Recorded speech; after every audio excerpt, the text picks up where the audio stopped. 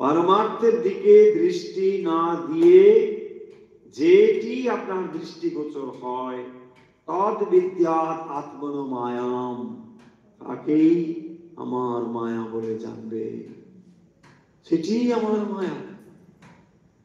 তুমি আমাকে না দেখতে পেয়ে আর কি দেখবে? আমি তো আছি, আমি ছাড়া আর কি আছে? তুমি যে অন্য কিছু দেখো, কি দেখো, কেন দেখো? যা দেখো মায়া। হয়ে গেল, আমি তো রয়েছি, আর কেউ আছে? আর তো কেউ নেই, আমি ছাড়া আর কেউ নেই। অথচ আপনি বলছেন আমি আপনাকে দেখছি না, অনেক কিছু দেখছি। তো তুমি যে অনেক কিছু দেখছো সেটাই তো আমার মায়া, এইটাই বোঝো। যখন মায়ার থেকে দৃষ্টি তোমার যাবে আমি তখন আছি, তাই না? দেখুন এই নলেজ গুলো